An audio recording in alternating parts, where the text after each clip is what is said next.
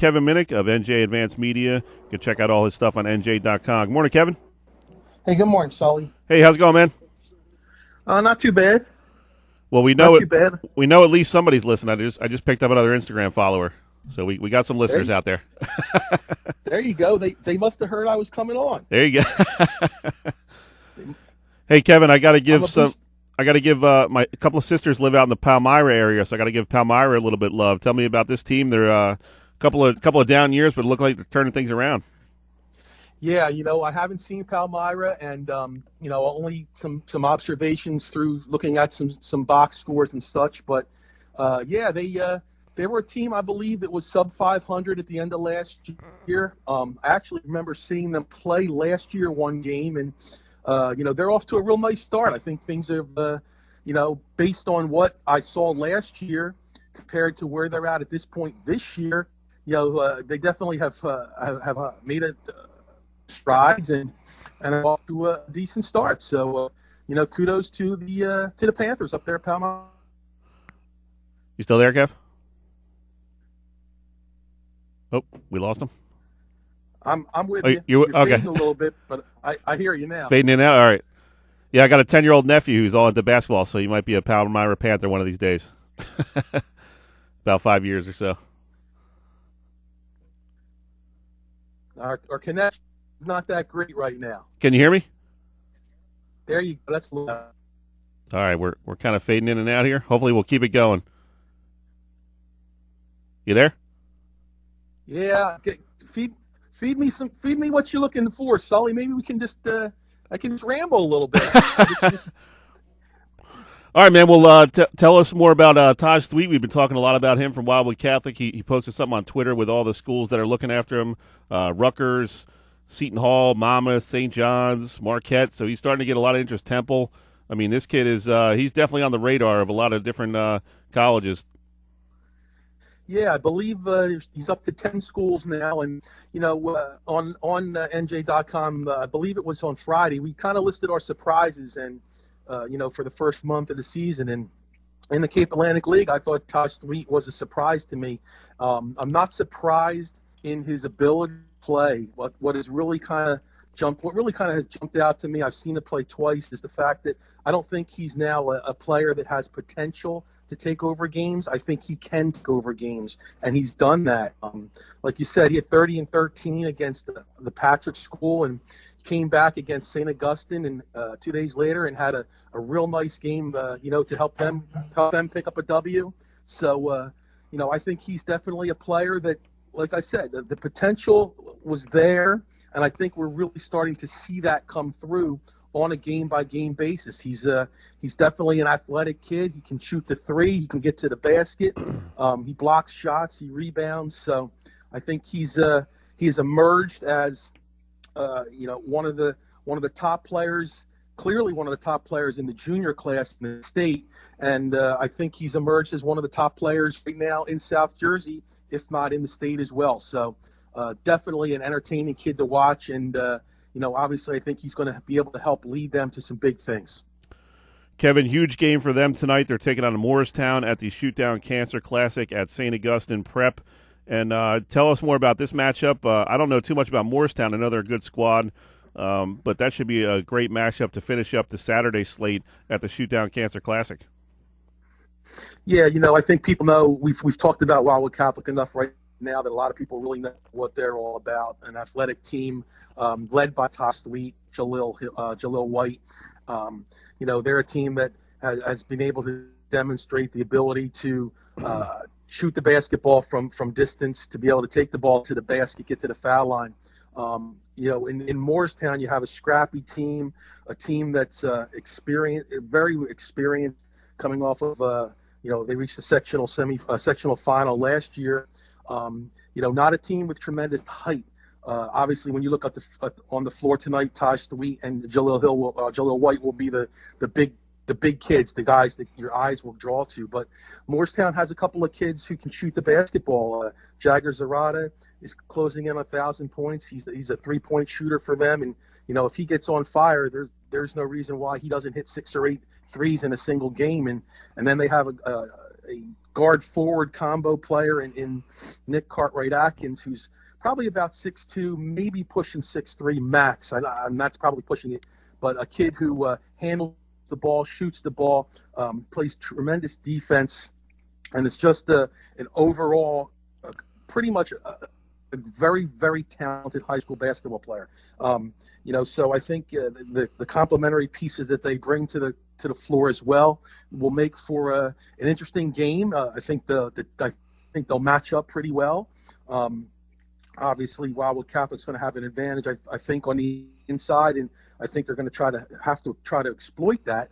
But I don't see this Morristown team backing down at all. They knocked off St. Augustine at Seagull Classic last weekend, and I think that woke up a lot of people to the fact that this Morristown team is not going away and will be one of South Jersey's better basketball teams this year. So I think it's going to be a real entertaining matchup to kind of close out, tonight's first day. Talking with Kevin Minnick of NJ Advanced Media. You can check out all his stuff on NJ.com. And, Kevin, some other great games today as well. You got Elizabeth versus Pleasantville, and then Haddonfield versus Paul VI. And Haddonfield's one of those teams, they don't really jump out at you when you're looking at them at warm-ups. Is this team really that good? And then they get out there and they just keep winning. I mean, they're not going to have a lot of guys that are going to be throwing down a bunch of dunks or doing anything extravagant, but they just kind of grind you out through the course of a game and end up on the winning end more often than not. So tell us more about this team and why they're so good, why they've become one of the top teams in South Jersey. Yeah, you faded in and out on me there, but I think we're looking at a Haddonfield team that I still think is the best team in South Jersey until proven otherwise. They don't have their senior point guard in Mike DePersia, who's been out since the second game of the season with a broken wrist. He expects to be back by within the next 2 weeks, though. But they're a team that they do not beat themselves. They execute the game plan. They don't go. They're never really out of character. They're aggressive defensively. They've got some size this year. They're using that size to their advantage. 6'7" senior forward Dan Fleming has really emerged, I think. Personally, I think he's one of the top players in South Jersey this season. At least he has shown that in the first month. The first month, the kid scores points. He can shoot the three. He can take it inside, and he blocks shots. He's got some tremendous range and some tremendous length to him. Another team, kind of similar in Moorestown in that they have a lot of complementary players. They all know their roles, and they all take care of business. And I think that Haddonfield team, once Mike DePergia comes back, will obviously be even better. But right now, they're handling their business without him, and they're doing everything well. And they're going to play a Paul VI team that took Camden, for 3 quarters of the matchup on Thursday night. Camden and Paul VI were going toe to toe, and it was the most intense, the most biggest crowd atmosphere I've been at a game so far this season. People were on the edge of their seats pretty much the whole game until Camden started pulling away in the fourth quarter. And Paul VI is a team that's still trying to figure a few things out. They start a couple of seniors along with a couple of sophomores. So they've got some those sophomores are experienced, but they're still the younger guys. But they've played in big games, and I expect Paul VI to give Haddonfield everything they've got today. And Paul VI has got itself a pretty good senior in Hartnell Hay. I think he's kind of flown under the radar a lot this year, but people that will go to that game today should make sure they keep their eye on him. I'm pretty certain he'll be wearing number 1 for Paul VI, and he's a kid who's about 6'5", 6'6", athletic, can shoot the basketball, and he's very aggressive, but he plays under control. Emotions, you never have to worry about this kid losing his cool. He's very composed at all times, and he's the leader of that basketball team. So, I think Haddonfield has had some tests so far this season, but I think this is going to be another big one for him. And, I think Paul VI will be up for the challenge as well. Kevin, before we let you go, give us some thoughts on this Shoot Down Cancer Classic out at St. Augustine Prep this weekend. They do a great job raising a bunch of money for the Children's Hospital of Philadelphia. Dave and Beth Catalana started this years ago in honor of their son who was battling cancer, and they raise about $20,000 to $25,000 a year through this thing. St. Augustine does a great job hosting this. It's a really cool tournament. at St. Augustine. You're right there on the floor. I mean, it's a small gym, so you're up close and personal with all these athletes. And if you're a basketball junkie, you can see some great games throughout the day today and tomorrow. Yeah, all the proceeds, I think every penny that comes through that door will go back to CHOP's oncology unit, at the hospital in Philly for childhood cancer. And, it's obviously something that is, very personal for the Catalanas. And, it's the tournament. This is the 19th year, and it's going through some different kind of phases and changes. It started out as a tournament, and then it became the Olympic Cape Challenge, and it's bounced around, but it's kind of found a home at St. Augustine.